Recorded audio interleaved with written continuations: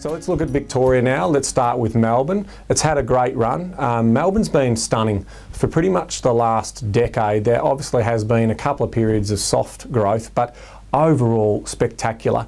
Really driven by the immigration story and the lifestyle story that is Melbourne. Multicultural, lots of activity, lots of cultural events and people networking with each other. It's just a great place to live, and obviously we're fortunate enough to live here in Melbourne, and it's been a terrific run. But again, I think it's the pace of growth story, and it's going to be a story around really specific buying in the Melbourne market, isn't it, Bryce? Yeah, that's what we're finding on the ground. So I mean, the fact that Melbourne can still attract the people who are looking for good-sized incomes even from interstate, and that's some of the challenges that interstate has. Yeah, definitely. Still makes Melbourne a good market to consider, but you really do need to run the ruler over the areas that you're looking at. And just because they worked last year and the year before, in fact, we're looking a little bit outside the square in terms of our team on the ground.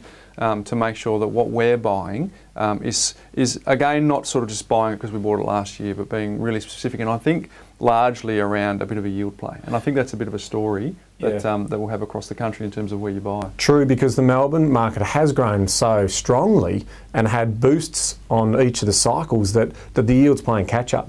So when it is playing that type of catch up, we obviously see that it's a challenging market to try and get that balance right. So again, we'll probably on a percentage basis do more buying outside of Melbourne that we've done in the last 3 years. Yes. So that's an interesting story. The story of regional Victoria, let's sort of do around the grounds, and the real major centres that we're looking at, Ballarat, Bendigo, Geelong, as those access centres back to the city locations. It's no secret that we bought a lot of properties in the Ballarat market in the last sort of 18 months to 2 years. In excess of 50 properties we bought in those particular markets, and that was a nice yield play with that sort of growth story coming in behind it. But we've enjoyed double-digit growth in those areas, and now it's not time.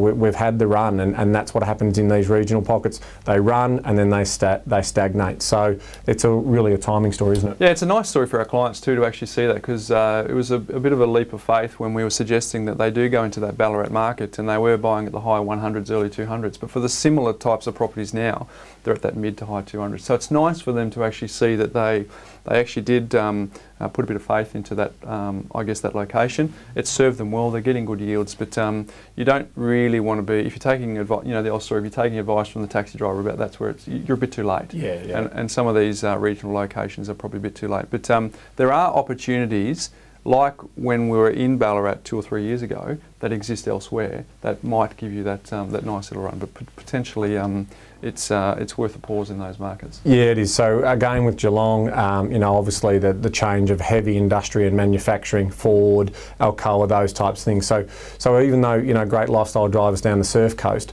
from our point of view, we're still sort of saying it's a wait and see market, and we probably, again, the pace of growth, it might get some flow on, but at our point, we don't see the demand hitting that market heavily, so we're out of that market as well at the moment. So another thing to think about in Melbourne is quite often when I'm talking to people from interstate, they often sort of give us the headline chat about, isn't Melbourne a bit oversupplied right now? So I think it's an important thing to chat about, because as a rule, we don't buy brand new properties anyway, but I think the oversupply of properties that are coming for off-the-plan apartments, or whether it's house and land packages, more than ever, need to be cautious of those, because there is potentially oversupply in those selected markets. But when you are talking about Melbourne and you are talking about oversupply, it's important to sort of sort through what that statement means, because the properties that we're targeting are established properties in built-up areas that are in investment-grade suburbs that are very specifically targeted and pinpointed. So you make a great point, Bryce, and I think if I can jump back into the Sydney market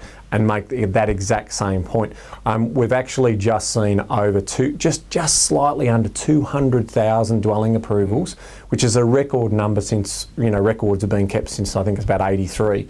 So we're actually, usually we see around 130 to 150,000 new dwellings, approvals and builds. We're now at a stage where historically the first time ever we saw more units built last year than we did houses. And that's the Sydney story as well. There are pockets of Sydney where, as this confidence lifts, the bank lends money to the developers and all this stock starts coming online in an 18-month lag, and all of a sudden we've got this oversupply in areas like, Parramatta and some of these sort of higher density type scenarios. So you can be exposed, and you're thinking, well, I still bought that little, existing home around the back, or the apartment or townhouse, but there's so much stock that the tenants are leaving to sort of try the new stuff for a while. Yeah. So that's the challenge you've got in that particular market as well. So the two big cities have had a good run, but you do need to be really specific about what you buy in those particular markets now. You do. So if we look at the other areas of the Victorian marketplace, I don't think Albury-Wodonga at this stage. I'm still worried about the amount of development that's going on up there and the land supply that's available there and the job security. So from that point of view, they're pretty much the big pockets that we're talking about.